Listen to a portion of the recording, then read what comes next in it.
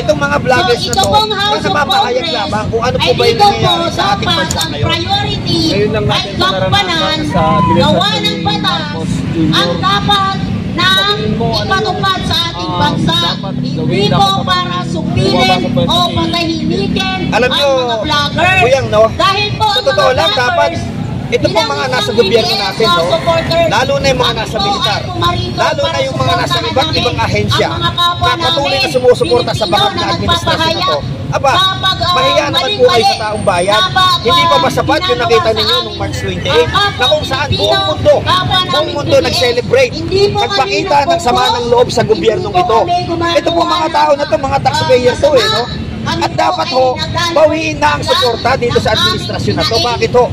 Wala naman po nangyayari maganda sa Pilipinas Ang ginagawa nila ngayon ay patuloy na pananakot, patuloy na pagkikipit sa mga intereses. Bakit? Kasi pinagtatakpan ho nila yung issue ng kapabayaan. Pinagtatakpan nila yung malawakang pagnanakaw na ginagawa sa gobyerno. At lalo-lalo na, pinagtatakpan nila yung kagustuhan nilang manatili sa pwesto para patuloy na nakawan ang bansang Pilipinas.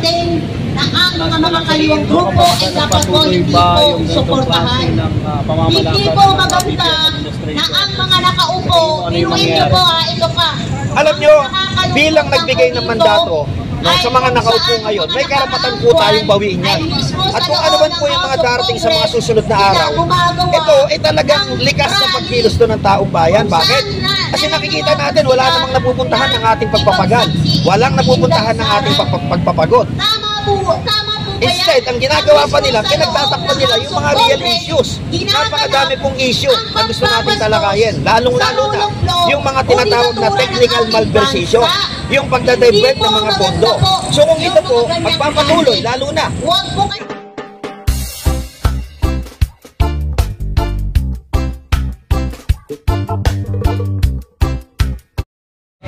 Yan, thank you very much po sa inyo dyan. Magandang hapon. Pagpapahayag po ng ating hinaing para sa kasalukuyang administrasyon. Ganun pa man po, yung maraming salamat po sa inyo lahat. Salamat. Makakaliwang grupo ay para din po yan sa kaayusan po ng bawat mamamayang Pilipino. Dahil po, ang mga yan ay hindi po nila gusto maging mapayapa ang ating bansa. Yun po talaga ang gusto nila. Kaming mga kababaihan mula sa Bangsamoro, Autonomous Maraming salamat po sa inyo lahat. Ang gusto po namin, kapayapaan. Nandito po kami, hindi po para maghasik ng lagim. Hindi po kami pumarito para maggulo. Kami po ay pumarito para magpakita ng suporta at harangan ang mga plano ng mga makakaliwang grupo.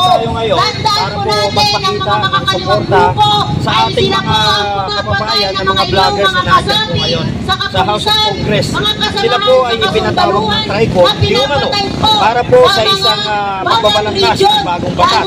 Pero naniniwala po tayo, hindi talaga yun ang tunay na layunin at tunay na intensyon ng patawag na yun ng TRICOM. Nakita naman po natin sa mga nakaraang pagdinig, napilitan po yung mga iba natin kasamahang vlogger, katulad po nila Kembaw, at saka ng iba pa natin mga kasamahan na umiyak na lamang. Sapagkat alam po nila pag hindi po sila pumayag doon sa kapritsyo ng mga nandiyan sa loob ng ating kongreso na humingi ng paumanhin, sila po ay talagang iko-contest. Nandito po tayo ngayong araw para po ipakita dito sa mga kongresista na ito na dapat po hindi nila pinapatay ang ating karapatan ng malayang pamamahayag, sapagkat yan po ay ginagarantiya. Malinaw na nakasaad sa Article 3, Section 4 ang malayang pamamahayag.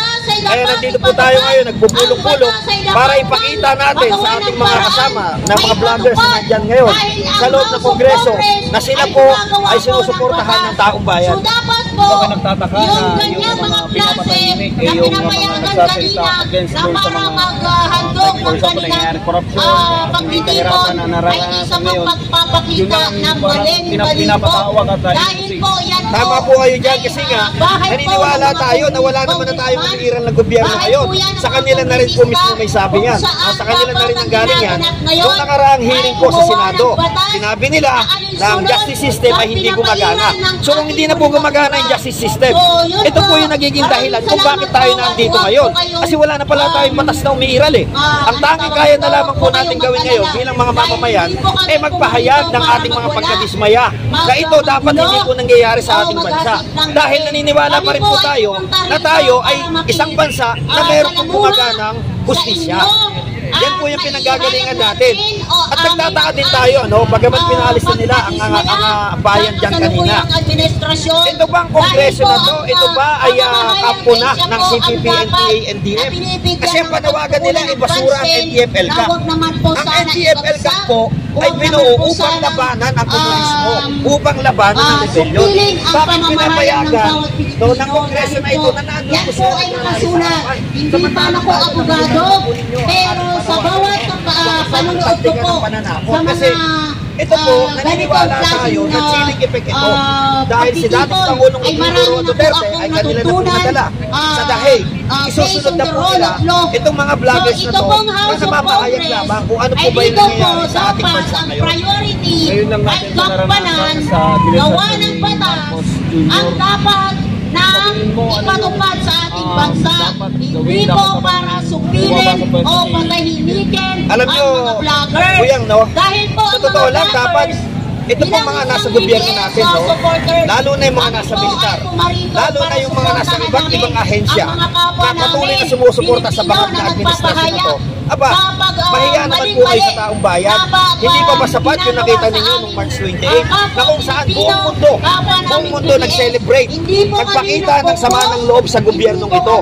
Ito po mga tao na to, mga taxpayer to eh, no? At dapat ho, bawiin na ang suporta dito sa administrasyon na to. Bakit ho? Wala naman po nangyayari maganda sa Pilipinas eh.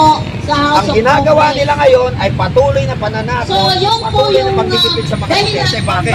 Kasi pinagtatakpan ho nila yung issue ng kapabayaan. Pinagtatakpan nila yung malawakang pagnanakaw na ginagawa sa gobyerno. At lalo na, pinagtatakpan nila yung kagustuhan nilang manatili sa pwesto para patuloy na nakawan ang bansang Pilipinas. Na ang mga kaliwang grupo ay dapat po hindi po suportahan. Hindi po maganda na ang mga nakaupo, pinuin nyo po ito pa. Alam nyo, bilang nagbigay ng mandato sa mga nakaupo ngayon, may karapatan po tayong bawiin yan. At kung ano man po yung mga darating sa mga susunod na araw, ito ay talagang likas na pagkilos doon ng taong bayan. Bakit? Kasi nakikita natin wala namang napupuntahan ng ating pagpapagal. Walang napupuntahan ng ating pagpapagod. Instead, ang ginagawa pa nila, pinagtatakpan nila yung mga real issues. Napakadami pong issue na gusto natin talakayin. Lalong-lalo na yung mga tinatawag na technical malversation, yung pagdadivert ng mga pondo. So kung ito po, magpapatuloy, lalo na, tinanggalan na po tayo ng soberanya, no? Dahil ang ating dating Pangulo pinadala upang litisin ng mga banyaga. So kung ito magpapatuloy, hindi tayo magtataka na sa mga darating pang araw, sa mga darating pang mga sandali, talagang lalabas na po ang taong bayan. Kasi gusto na hong wakasan ang gobyernong ito. Gusto na ho nating bawian ng mandato. Kaya nga po patuloy tayo nananawagan. Tayo po ay mapayapang kumilos, tayo ay may payapang magpahayag. Baka naman po sakali ang administrasyong ito ay tablan ng kahihiyan at kusa na lamang bumaba sa pwesto. Yan po ba ay legal o illegal? Ito po ay legal sapagkat tayo ang nagbigay ng mandato sa mga taong ito. Kaya may karapatan po tayo manawagan, bawiin namin yung mandato, bawiin natin ang suporta at pababain na po sila dyan sapagkat hindi na natin kayang tagalan sa susunod na 3 taon na magpatuloy ito. Kasi bagsak na po ang Pilipinas, bagsak na ang kabuhayan at patuloy na nagkakaroon ng kaguluhan sa ating bansa. Kailangan po namin ng pagbabago. Kailangan po namin na magarantiya ng gobyernong ito na ang pamamahala sa Pilipinas ay magiging maayos pa rin. Huwag po tayo. Salamat. Thank you, sir. Thank you. Sabihin ay maging bias. Sana po bilang isang Pilipino, magsama-sama po tayo. Hindi po tayo dapat mag-away-away dito.